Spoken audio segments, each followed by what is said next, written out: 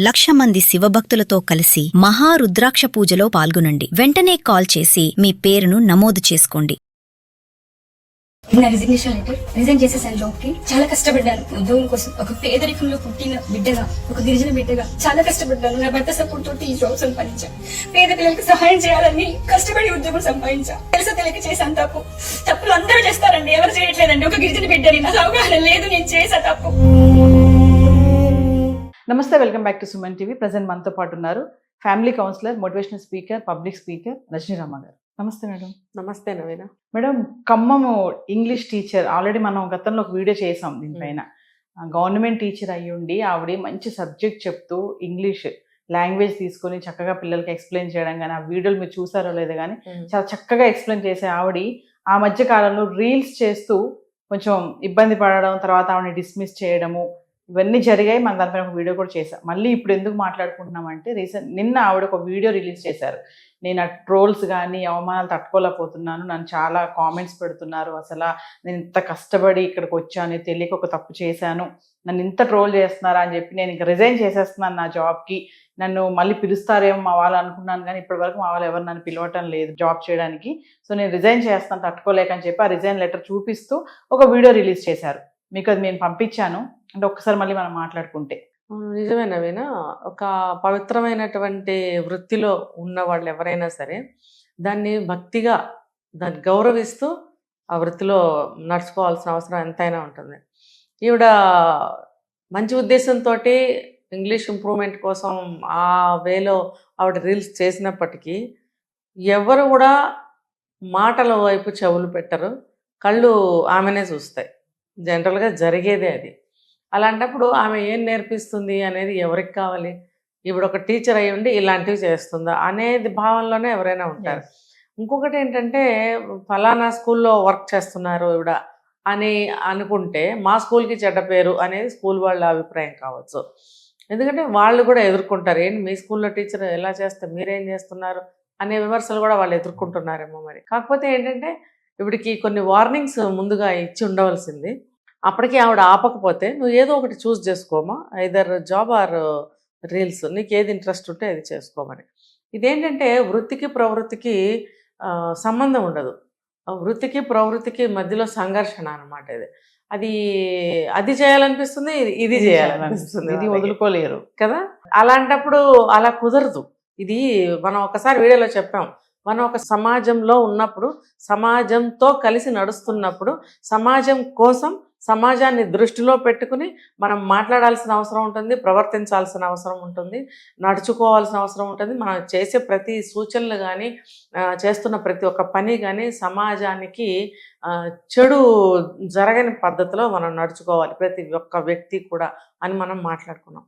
ఇది కూడా ఆ కోవలకే వస్తుంది.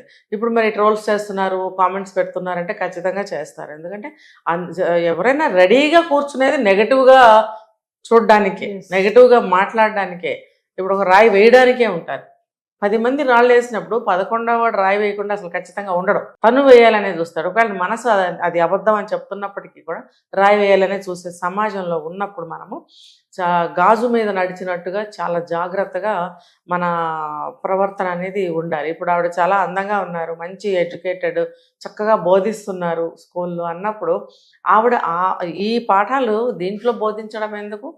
ఇప్పుడు ప్రపంచాన్ని ఎవరు మార్చలేరు అనే నగ్న సత్యం ప్రతి ఒక్కరికి తెలుసు.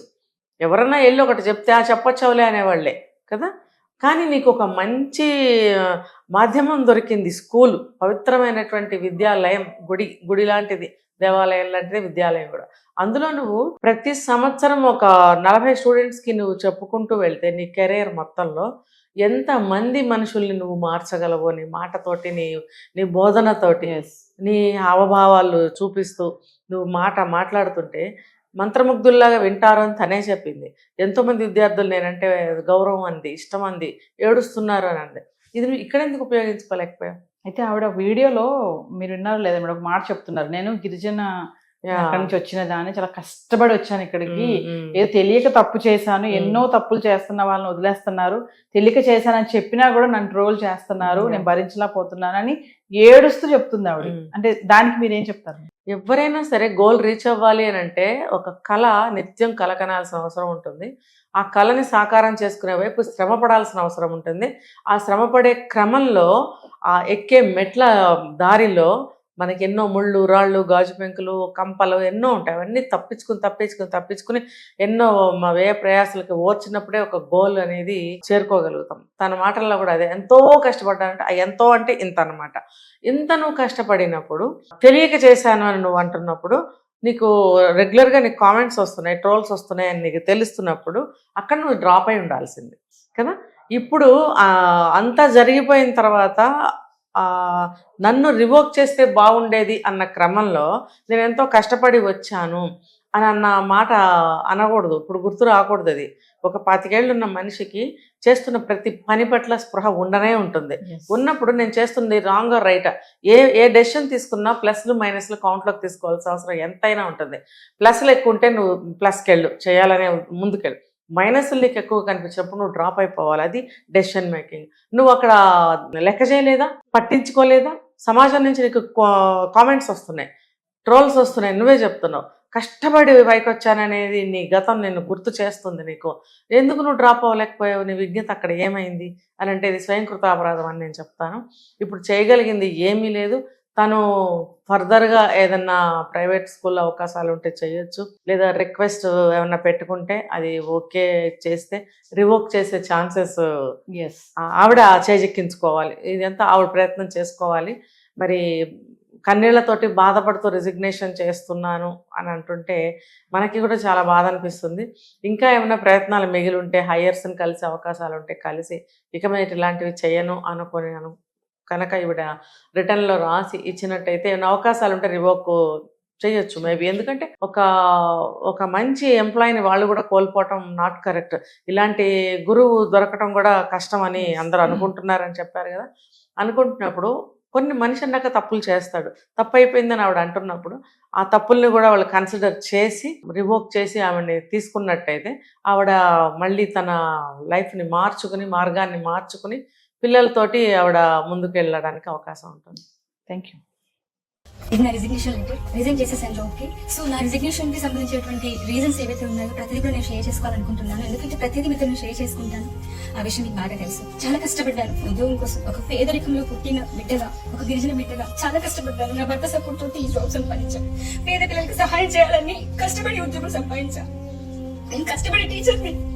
ఎప్పుడు కూడా క్లాస్ రూమ్ లో నేను అసలు ఎప్పుడు కూడా ఫోన్ యూజ్ చేయలేదు, మిస్యూజ్ చేయలేదు. ఆనందం కోసం ఇంట్లో చేసుకున్నాను రీల్స్. అని నా మీద ఈ సమాజం ఎన్ని ట్రోలింగ్స్ వేసిందో. కనీసం అధికారులను కలవడానికి నేను ఎన్నిసార్లు వెళ్ళానో చెప్పులు అరిగిపోయేలాగా. ఒక్కసారి కూడా నాకు డిఓ మేడం గారు అవకాశం ఇవ్వలేదు అపాయింట్మెంట్ కలవడానికి. రోజంతా వెయిట్ చేయించారు, నాకు అవకాశం ఇవ్వలేదు. ఎందుకంటే తప్పు చేశాను కాబట్టి, నేను శిక్ష అనుభవించాలి కాబట్టి 6 నెలలు వాళ్ళు శిక్షించినట్టుగా నేను శిక్ష తీసుకున్నా. ఎందుకంటే తెలుసో తెలియక చేశాను తప్పులు అందరూ చేస్తారండి, ఎవరు చేయట్లేదండి. ఒక గిరిజన బిడ్డని, నాకు అవగాహన లేదు, నేను చేసా తప్పు. ఒప్పుకున్నా కూడా బయటకు వచ్చి చెప్పిన నేను. అయినా కూడా పెద్ద తప్పులు చేసిన వాళ్ళందరినీ కూడా తొందరగా జాబ్ లో తీసుకున్నారు. నన్ను 6 నెలలు ఉంచారండి. నా బిడ్డలకు దూరం చేశారు. స్కూల్ పిల్లలు ఫోన్లు చేసి ఏడ్చారు తెలుసా. మేడం మాకు నేర్పించిన ఇంగ్లీష్ అంతా పోతుంది, మేము ఎగ్జామ్స్ ఎట్లా రాయాలని అన్నారు. పిల్లల కోసం ఫైనల్ ఎగ్జామ్స్ కన్నా నేను రివోక్ చేస్తారు అనుకున్నా. నన్ను రివోక్ చేయలేదు. ఆ మేడం గారు నన్ను తిట్టారు. ఆ రోజు వెయిట్ చేసి ఆమె కోసం ఈవినింగ్ 7:30 వరకు కూడా ఉన్నా. నేను కలిసి వెళ్దాం ఎట్లా చేశాను అని. ఆ రోజు నేను కలవడానికి మేడం దగ్గరికి వెళ్తే, నువ్వు దూరం దగ్గరకు వస్తే బాగుదా అన్నాను నన్ను.